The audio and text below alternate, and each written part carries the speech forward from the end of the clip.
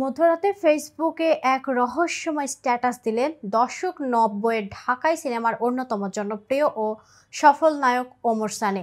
স্ট্যাটাসে লিখলেন, আজকে আমি কোর্টে যাচ্ছি, তোরে আমি। ৮ জুলাই দিনগত রাতে স্ট্যাটাস দেন ওমর সানি। তবে কাকে ইঙ্গিত করে স্ট্যাটাস দিয়েছেন চিত্রনায়ক, এটি অবশ্য স্পষ্ট করেননি তিনি। আর এখানেই রহস্যের গন্ধ খুঁজে বেড়াচ্ছেন ভক্ত অনুরাগীরা। নানা প্রশ্ন দেখা দিচ্ছে নেটিজেনদের মনে। তবে হুমকি দিয়ে বসে থাকেননি নায়ক। ভোর হতেই প্রতিপক্ষের বিরুদ্ধে মামলা করেছেন অভিনেতা। কিন্তু কেন এই রহস্যময় পোস্ট, আর হঠাৎ করে কেন মামলা মোকদ্দমায় জড়ালেন ওমর সানি? এ সম্পর্কে বিস্তারিত থাকছে প্রতিবেদনে। আপনাদের সাথে আছি আমি মিথিলা। রহস্যময় স্ট্যাটাস দেওয়ার পরই ওমর সানিকে বিভিন্ন প্রশ্নবাণে জর্জরিত করেছেন অনেকে। ঢাকায় সিনেমার সাফল্যময় দর্শক ৯০-এর অন্যতম জনপ্রিয় ও সফল নায়ক ওমর সানি বহু দর্শক নন্দিত সিনেমার কাজ করে জনপ্রিয়তা পেয়েছেন।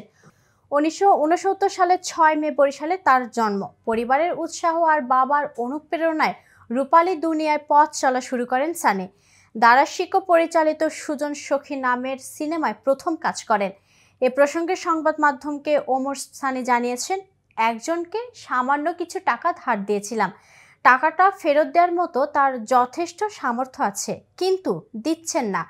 উল্টো হুমকি সুরে কথা বলছেন। পরিমাণে অল্প হলেও তার সামর্থ্য আছে। তিনি আরও বলেন, ১০ মিনিটের মধ্যে সেই টাকা ফেরত দেওয়ার সামর্থ্য রয়েছে তার, এরপরও দিচ্ছেন না, বরং উল্টে হুমকি সুরে কথা বলছেন। তবে বিষয়টি নিয়ে আমি আদালত পর্যন্ত আসতাম না, কিন্তু হুমকি সুরে কথা বলায় মামলা করেছি। তবে কার বিরুদ্ধে মামলা করেছেন তা নিয়ে বিস্তারিত জানাননি এই নায়ক। তিনি বলেন, আমাদের সার্কেলেরই একজন, ছোট ভাইয়ের মতো, তবে তিনি সিনেমা ইন্ডাস্ট্রির কেউ না।